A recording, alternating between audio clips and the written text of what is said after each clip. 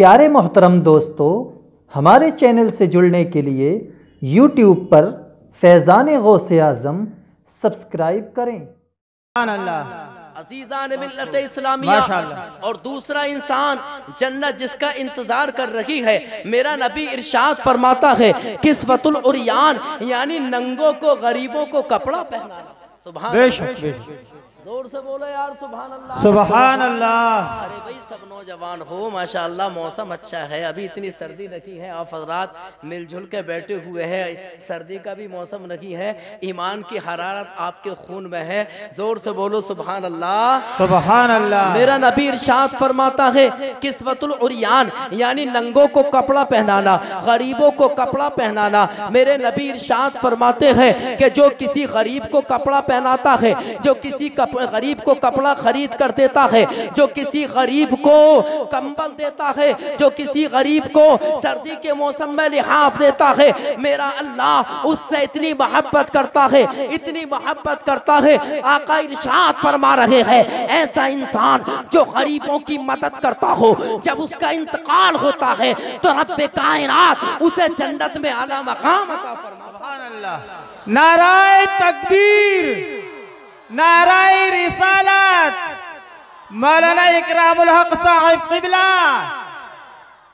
असीज़ान मिल्लत इस्लामिया और सुनो, जन्नत किसका इंतजार कर रही है?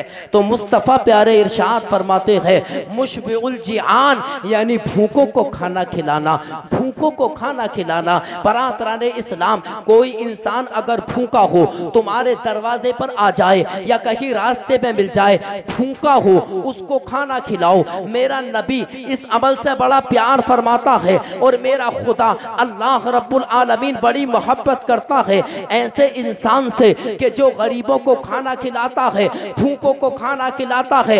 आकाए कोनो मकान सल्लल्लाहु ताला अलैहि वसल्लम ने इरशाद फरमाया कि गरीब तुम्हारे घर के अंदर आ जाए, दरवाजे पर आ जाए, रास्ते में मिल जाए, ऐ लोगों तुम उसको खाना खिलाओ, उसको भूखा कभी ना छोड़ना, क्योंकि रब्बे कायनात वो इंसान जो गरीबों को खाना खिलाता है, अल्लाह पाक उससे इतना प्यार करता है कि परवरदिगार आलम जन्नत में उसे आला मकाम अता करता। सुभान अल्लाह, सुभान अल्लाह।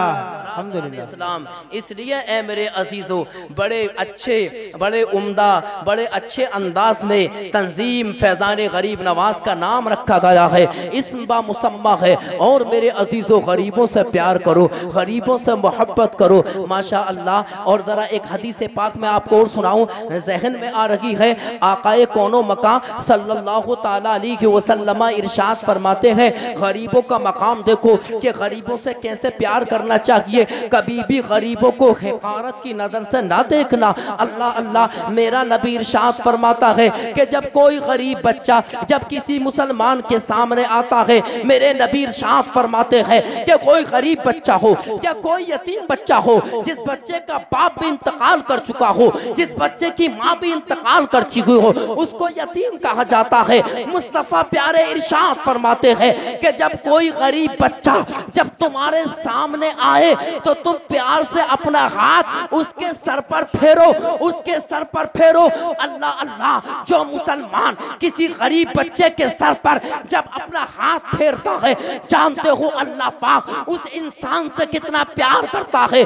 मुस्तफा जाने रहमत आमिना के लाल अहमद मुख्तार इरशाद फरमाते हैं कि जब कोई मुसलमान किसी गरीब बच्चे के सर पर अपना हाथ फेरता है, उसके हाथ के नीचे जितने बाल आते हैं, रब्बे कायनात इतने की उसके गुनाहों को माफ करता है और इतने की जन्नत में उसके दर्जात को बुलंद कर देता है। सुभान अल्लाह, सुभान अल्लाह, क्या बात है मेरे दोस्तों, अल्हम्दुलिल्लाह, बहुत खूब। जरा देखो, आज पहली मर्तबा ऐसे प्रोग्राम में शिरकत की जिसकी बुनियाद तंजीम के हवाले से रखी हुई है, इसलिए दिल भी लग रहा था तकरीर करते हुए। बात सही चल रही है ना? जरा जोर से बोलो सुभान अल्लाह। तड़प कर कह दो सुभान अल्लाह, सुभान अल्लाह, तड़प कर कह दो या रसूल अल्लाह, या रसूल अल्लाह। सुनो मुसलमानों, अब जरा अंदाजा लगाइए कि जब कोई मुसलमान जब किसी गरीब बच्चे के सर पर हाथ रखता है, ऐ मेरे अजीजों याद रखो, वो रायगा नहीं जाता, बेकार नहीं जाता। दस्ते शफकत रखा, शफकत भरा हाथ उसके सर पर फेरा, लेकिन रब्बे कायनात उसे कैसे इनामात से नवाजता है, उसके गुनाहों को साफ करता है, जन्नत में उसके दर्जात को बुलंद कर देता है। और एक बात मैं और बताता चलूं मेरे प्यारो, अपना पैसा गरीबों पे खर्च करो।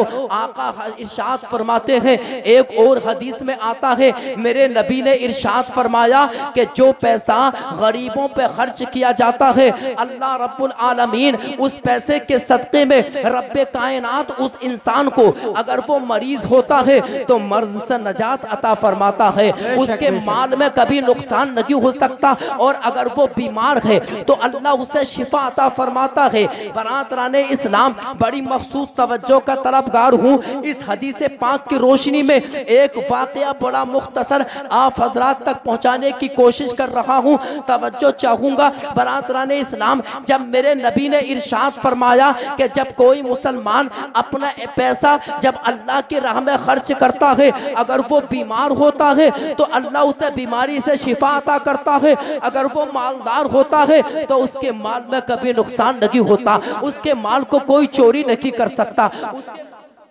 नहीं सकता, उस इंसान के माल को आग नहीं जला सकती। अल्लाह अल्लाह, जब ये इरशाद मेरे मुस्तफ़ा ने इरशाद, जब ये हदीस पाक मेरे मुस्तफ़ा ने अपने सहाबा को जब सुनाई, अल्लाह अकबर, एक ईसाई इस हदीस पाक को सुन रहा था। जब ईसाई ने इस हदीस को सुना, सुनने के बाद घर पहुंचता है, बहुत अमीर था वो ईसाई। घर पहुंचने के बाद अल्लाह अकबर, उसने अपने घर वालों से कहा कि आज मैंने मोहम्मद रसूलुल्लाह को ये हदीस बयान करते हुए सुना है कि जो अपना पैसा अल्लाह की राह में खर्च करता है, अगर वो बीमार होता है तो उसको शिफा मिल जाती है, अगर वो मालदार होता है तो उसके माल में कभी नुकसान नहीं होता। उस ईसाई ने अपना माल लेकर मुल्क मिस्र की सरजमीन पर अपने काफले में भेजा था, कुछ लोगों को लेकर तिजारत के लिए। बरातराने इस्लाम, और उस ईसाई का जो लोग काफले में जो सामान तिजारत लेकर गए थे मिस्र की सरजमीन पर,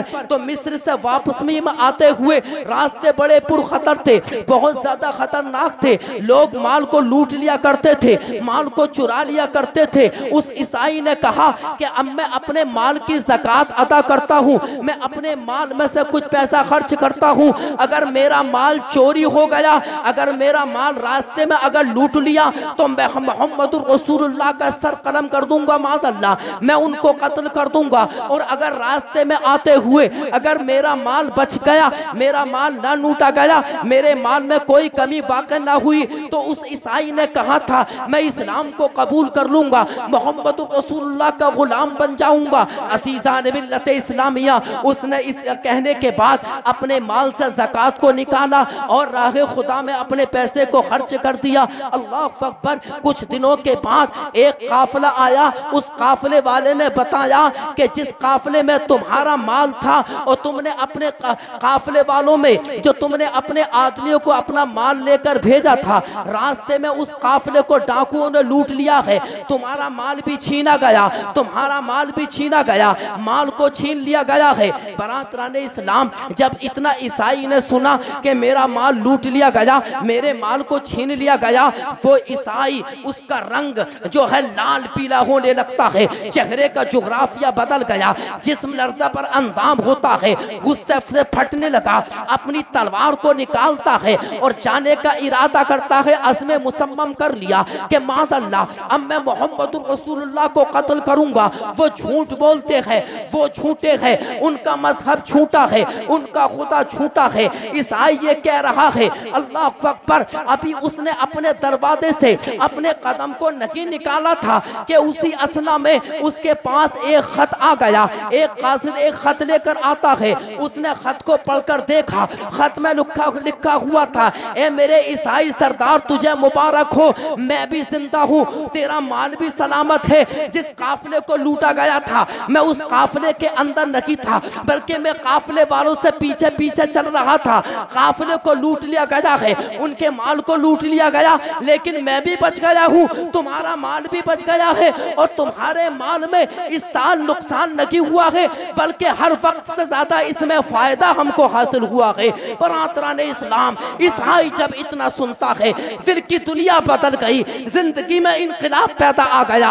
अल्लाह अल्लाह चाहता है रोता हुआ मेरे सरकार की बारगाह में आमिना का लाल चंद सहाबा के दरमियान बैठा हुआ है, मेरे मुस्तफा है, चंद सहाबा के दरमियान बैठकर इल्म इरफान के मोती बखेर रखे हैं। ईसाई नबी की बारगाह में रोता हुआ गया और जाने के बाद ईसाई ने कहा था कि या रसूल अल्लाह, मैं ऐलान करता हूँ, ए मोहम्मद आप सच्चे नबी हैं, आपका कुरान सच्चा है, आप पे नाजिल होने वाली किताब सच्ची है, आपका खुदा सच्चा है, आपका दीन सच्चा है, आप पे ना ईमान लाने वाले आपके तमाम सहाबा सच्चे हैं। या रसूल अल्लाह, हाथ बढ़ा दीजिए, कलमा पढ़ा दीजिए, दामन इस्लाम में दाखिल। सुभान अल्लाह, सुभान अल्लाह। नाराए तकबीर, नाराए रिसालत, मौलाना इकरामुल हक साहब किबला।